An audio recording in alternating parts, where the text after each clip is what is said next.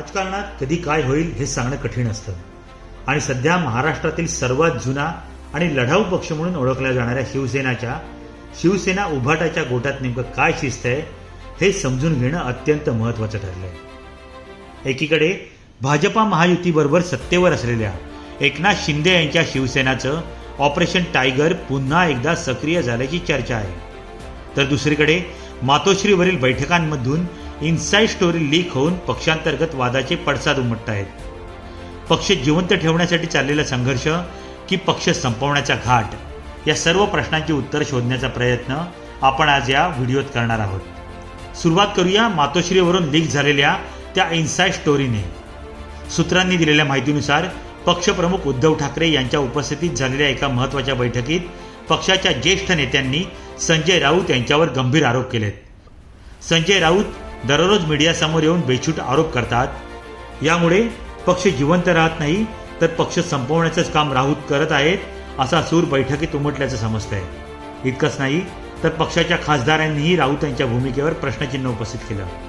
आदित्य विरुद्ध संजय राऊत, संजय राऊत विरुद्ध शिवसेना नेते, हा अंतर्गत वाद आता लपून राहिला नाही। यामुळे पक्षाच्या कार्यकर्त्यांमध्येही संभ्रमाचं वातावरण निर्माण झालं। या वादाला आणखी फोडणी मिळाली ती संजय राऊत यांनी शरद पवार यांच्यासाठी राज्यसभेसाठी जागा सोडल्याच्या निर्णयामुळे। पक्षाच्या इतर नेत्यांचा असा आरोप आहे की राऊत यांनी आपली हक्काची जागा शरद पवार यांच्यासाठी सोडून पक्षाचं मोठं नुकसान केलंय।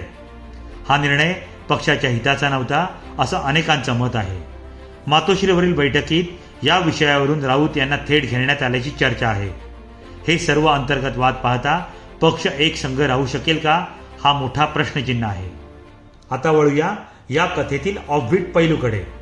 राजकारणात कोण कोणाचा मित्र आणि कोण कोणाचा शत्रू हे सांगणं कठीण असतं, पण या प्रकरणात भाजपा आणि संजय राऊत यांच्यातील संबंधाबाबत एक वेगळाच दृष्टिकोन समोर येत आहे। एकीकडे भाजपा विरोधी नेते मीडियाला गोदी मीडिया म्हणून हिणवतात, पण जर भाजपा खरोखरच मीडियाला हँडल करत असेल तर संजय राऊतांचा सकाळी 9चा भोंगा सुरू ठेवण्यामागे भाजपाची छुपी चाल असू शकते का, असा सवाल उपस्थित केला जातोय।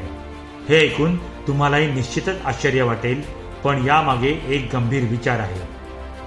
असा तर्क लावला जातोय की भाजपा आपल्या फेवरमधील मीडियाद्वारे संजय राऊतांच्या दररोज सकाळी 9च्या पत्रकार परिषदांना मोठं कव्हरेज देते। या माध्यमातून शिवसेना उभाटाबाबत लोकांमध्ये सातत्याने नकारात्मकता पसरवण्याचा प्रयत्न केला जातोय। संजय राऊतांचे बेछूट आरोप आणि त्यावरून निर्माण होणारे विवाद, यामुळे पक्षाची प्रतिमा मलिन होत आहे। एक प्रकारे भाजपा संजय राऊतांच्या माध्यमातून शिवसेना उभाटा संपवण्याचं काम करत आहे, असे अनेक राजकीय विश्लेषकांचे मत आहे। हा एक अत्यंत ऑफबीट पण महत्त्वाचा दृष्टिकोन आहे। आता बघूया बिटवीन द लाईन मध्ये काय दडलंय। एकनाथ शिंदे यांची शिवसेना पुन्हा एकदा सक्रिय झाली आहे। ऑपरेशन टायगर राबवण्याची तयारी सुरू असल्याची चर्चा आहे। शिवसेना उभाटामधील काही खासदार आणि आमदार तसंच मुंबई महापालिकेतील नगरसेवक शिवसेनेच्या अंतर्गत वादाला कंटाळून कधीही अखेरचा जय महाराष्ट्र करून शिंदे यांच्या शिवसेनेत प्रवेश करू शकतात।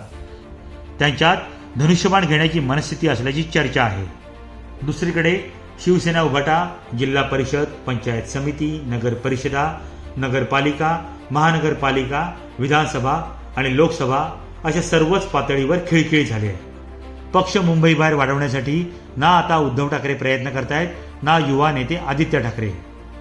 पक्षप्रमुख आणि युवा नेते दोघेही मातोश्रीच्या भिंतीच्या आतच मर्यादित राहिले आहेत। अंतर्गत नाराजी, ऑपरेशन टायगरची भीती आणि बंडाळीची चर्चा, या सर्व गोष्टींमुळे शिवसेना उभाटाची अवस्था खरोखरच दयनीय झाली आहे। पक्ष टिकवण्यासाठी आता कोणती ठोस पावले उचलली जातील हे येणारा काळच ठरवेल। शिवसेना उभाटामधील हा अंतर्गत संघर्ष आणि राजकीय घडामोडी महाराष्ट्राच्या राजकारणाला एक नवीन वळण देऊ शकतात। तुम्हाला काय वाटतं? संजय राऊत हे पक्षाचं नुकसान करत आहेत की पक्ष जिवंत ठेवत आहेत? ऑपरेशन टायगरमुळे पक्ष खरोखरच संपेल का? तुमचे विचार आम्हाला कमेंटमध्ये नक्की कळवा आणि अशाच राजकीय घडामोडी आणि सखोल विश्लेषणासाठी आमच्या वन किंगमेकर या चॅनलला सबस्क्राईब करायला विसरू नका। धन्यवाद।